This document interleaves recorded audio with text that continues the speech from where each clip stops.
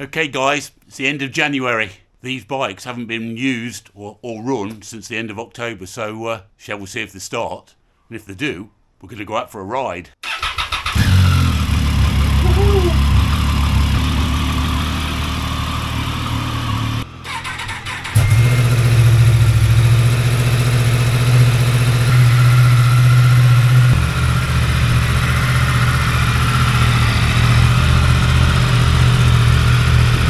Catch you out on the road.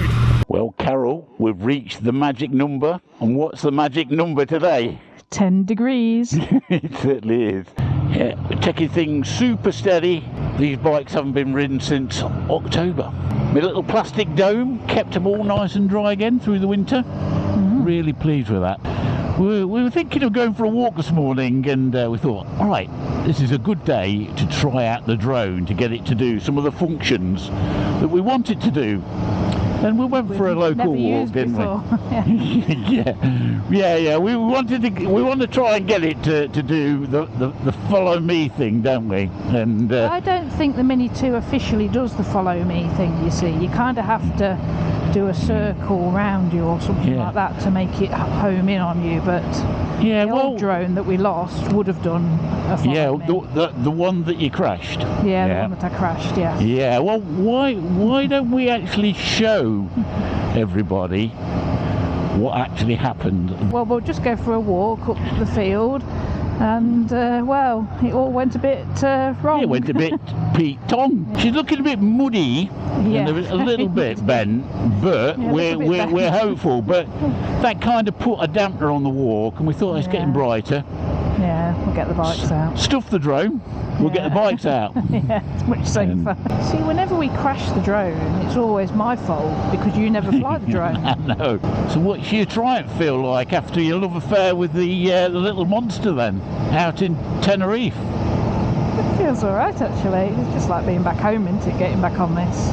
Yeah. 32,000 miles on this now. 32,000 you've got, and I've got 30,000 on the MT10.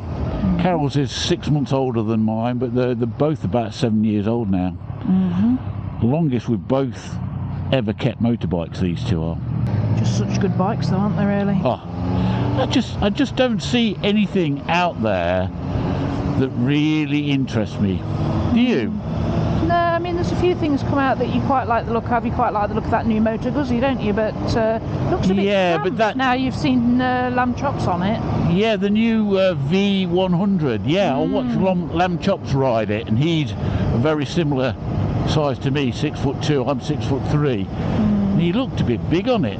He did. He looked a bit. His knees looked a bit too tight. Yeah, a bit tight. So it's Lamb Chops rides review. It's kind of put me off. Much as you like it, I think it'd be great. You enjoyed the Moto Guzzi in Tenerife, didn't you? Well, that was a bit more of a relaxed seating position, wasn't it? Yeah, but again, that's a second bike, and I've already got a second bike, haven't I? How about you? Is there anything currently tickling your fancy, as you could say? No, I've got no desire to change this bike at all. It does everything I want to do. And I just want to tour more on it, go on more holidays, and use it more, really. So, no. I think for you, it's more about seeing places on the bike, isn't it? Yeah, definitely. It always has been, really. Than the bike. Yeah, it's a means to an end having the bike. The bike means I can explore, and it's the freedom to go. Yeah. Whereas you love the bikes as much as you love the touring, don't you? What about a new street triple? I have sat on them, and I quite like the very new one that's just come out. But the ones we saw at the bike show. Saw at the show. I don't think it's as comfortable as this though. Well, that's the problem, isn't it? I think they've made them all a little bit more racy, haven't they? Yeah. So I don't know. I mean, I would probably try a few things if anything went wrong on this and I had to change it or something, but I'd probably buy another one of these, this model, just with less mileage on it, because I mean, you don't see many with 32,000 miles on. I've seen them at Sports Bike factory for like 3,000 miles on them, exactly the same model as this. So I could go and buy one of them probably. But some of those bikes at the sports bike factory warehouse place look really rough as well, don't they? They do, but they're obviously out there. Lots of people buy one of these and don't really go very far on it. Yeah. So there's plenty of bikes of this model that have been nowhere, so I'd probably just buy another one of these. I'm not sure what I'd have. I mean, I've really quite fancied the Triumph Tiger 1200. If you've seen some of the previous videos, you've seen I've had a bit of a love affair every time I it looks see great. the bike. I think it is the right size for you. It looks definitely great. It fits me, and yeah, I could see me riding it and be comfortable. I think you could ride one of those nicely, yeah. And I think if, again, something happened to the MT10, you'd have to go and test ride one, wouldn't you? I would, but there are some big buts as well, aren't there? I know there are. I mean, the price of the thing... Well, yeah. The price of the thing is stupidly expensive. And you've got to have all the electronic gadgets, even on the base model, you know. And that's what really... I don't know, why do I want electronic suspension? I don't carry people on the back. You know, once I've got it set to where I like it, I just keep it there. And for me, the big selling point of the MT10 is it's fairly basic. It's got rudimentary electronics that will probably just save you, maybe. It's got ABS and a couple of levels of traction control, but it's still a fairly leery bike that you have to watch what you're doing. And they're making so many of these modern powerful bikes with so much tech on them to try and keep you safe, but you know, I don't like it. I mean, we were watching that 44 Teeth video when they did that BMW launch, and it could be a really, the R version of the S1000RM. Yeah, and, it looks beautiful. Looks beautiful, yeah. But he was saying really you'd still be better off just with the base model. You'd have as much fun on the road. Yeah. But that's got lots of rider aids to stop you crashing, stop you doing stupid things. Yeah, it does, yeah. And again, another bike I was quite liking the look of was the KTM 1290 Super Adventure. It looks such a great bike. Well, looks-wise, it doesn't look such a great bike, but you know, performance-wise, just it's got it, hasn't it? Yeah, it ticks all the boxes. Yeah. But I've been watching a few videos on it because it's a bike that does interest me. There's this one guy with a 22 plate, and he's just had problem after problem. Most of the time, yeah, we did watch him, didn't we? Yeah, it's a warning message that comes up saying you've got some form of failure, and then it doesn't allow you access to all the different rider modes, and he's took it back about 5 times now. And now I'd want them to swap the bike. I mean, it's crazy. Well, he's trying to get his finance company to buy the bike back now. Yeah. Because the place he bought it from, it's gone out of business. Yeah. And you really feel for him. You know, he probably spent about 18 grand. Yeah. And his bike, you know, in the last 6 months, it's just been to the dealers more than it's been anywhere. Once you've had a nightmare with all these things going wrong, you think less of them, you know what I mean? It makes you wary. Do I actually want those things on a motorbike? Or do I want just a really great handling bike? Yeah, I think we're going to come out at Toycross anyway. Let's go, lad. Okay. I can see why there's so many people buying Royal Enfield. Saddlebag 73. He's got the classic, and he's got the Himalayan, and you know, great bikes, simple bikes at a decent price. Yeah, I do see the attraction. It just seems to me any manufacturer that's given a bike with a decent amount of horsepower, 100 plus, feels it's got to give all the rider aid. Else they'd be condemned for not offering making a dangerous machine. Making a dangerous bike, A bike with 160 horsepower, no rider aids, no ABS. You know, you're careful what you do with the throttle and brakes, aren't you? And and that is being taken away from the newer generation. God, I'm sounding like an old fart now, aren't I? Because I am rapidly approaching 60. You know, is that what an old guy says all the time? All this tech is no good. I don't like need it. I don't need it. Don't need it. You don't need it. Oh dear. Well, she's got a lot of dogs. But those dogs don't take much walking. The legs are only 3 inches long. Well, I don't know if any of you guys down the southwest are going to the Bristol Classic Bike Show. What day is that on, Carol? I think we'll be there on the 25th of February.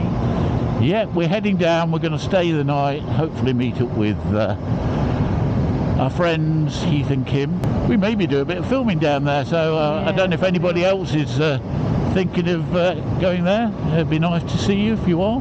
Yeah, come and say hello. Yeah. We'll be there. Try and remember to take some stickers down with us this time. We had a lot of people actually view our Staffordshire Classic Bike video. I think that's up to 45,000 views now. It's probably one of our most successful vids. Yeah. It was a good day out. Really, it was a good day out. Yeah. You'll bump into some lovely people there. Yeah, you do. Yeah. Have we got anything else planned this year, Carol? Oh, we've just been busy this weekend, haven't we? We've booked ourselves a ferry and we've booked ourselves accommodation in the French Alps. So that's for the summer. So yeah, really looking forward now. We've got a trip booked, first thing we've actually booked really for this year. Yeah, so that'll be the first time we've been back to the Alps in years. So we've booked ourselves a ferry from Portsmouth over into France, which it just basically crosses a channel, but it's an overnight crossing, isn't it? So it's not the cheapest way of doing it, but it was the most convenient time-wise. Yeah, so and we're going to give it a go. We reckon we can get across France to the Alps in a day. So yeah, but we're cheating, aren't we? Oh no, if you're going to tell everybody how we're cheating. No, it is a cheat, really. Yeah, because we're going to take the van with the bikes in the back. We are, and I know it is a cheat, but if you've got a van already, you've not got to hire one. Yeah. It works out cheaper for me to get a van crossing, and I can get across France in a day, whereas I have to put 2 days to it if we're riding the bikes. I don't think we'd do it on the bikes in one day like we can with the van. Whereas the van we can share the driving. 500 miles in a day is too much for us on naked bikes.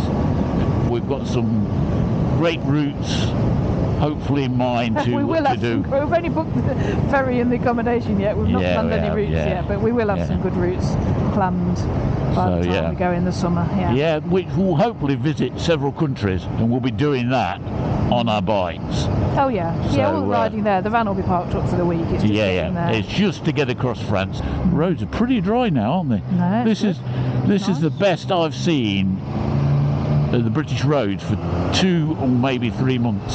Yeah. I mean, early this month though, I mean, it was like, it didn't get above freezing all day, did it? No, it's been really cold. In fact, we were watching Saddlebags this morning on his video, and I think that poor guy has got to go to work every day on his motorbike, and he'd done a walking video on his channel for the first time, and he was saying, getting out of his house, it was so slick, he actually slid by the end of his neighbour's house, waving to him as he was sliding.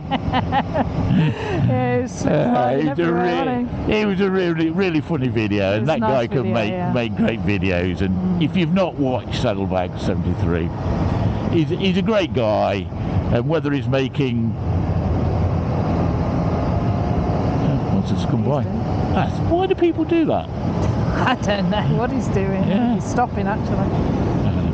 Yeah, he's a great guy, whether he's walking or not, and I quite happily watch his walking videos, and I think he wants to do a big coastal walk this year with his girlfriend. So I'd suggest you actually film it and put it up on the channel, and just do it. Let us watch it, because everything you do is interesting. You've got a great way of making a vid, so good luck to you. Another channel I'm really looking forward to watching this year, flatcapcaferacer from America. He's riding one of his friend's Triumph Rocket, one that's really been souped up, and he's taking that down the Bonneville Salt. Is he really? Yeah, he is. Yeah. I mean, he's quite a racer, One coming through now, mate. And he's got a nice collection of bikes as well. And he also rides in some fantastic countryside. Beautiful areas. Yeah, it does look interesting over there, doesn't it? Yeah, it does, yeah. I just saw a sidecar go around the island earlier. Yeah, but it seemed like it got a pillion. I'm not sure they got anybody in the sidecar as well. There was somebody in it, but there wasn't much of a sidecar. It was more like a trailer. Platform, didn't it? A flat platform with someone sat on it. I didn't really get a very good look at it, but... It's got to be some hardy souls out today. Best day of the year so far. Yeah, I've heard some bikes today. Best day of 2023.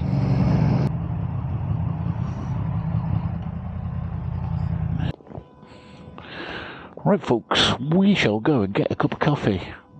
Shan't take you all the way round the visitor experience because we've done it to death, haven't we? We've done it so many times. But if you are interested in looking around the museum, there's a video which I'll link somewhere there or just there.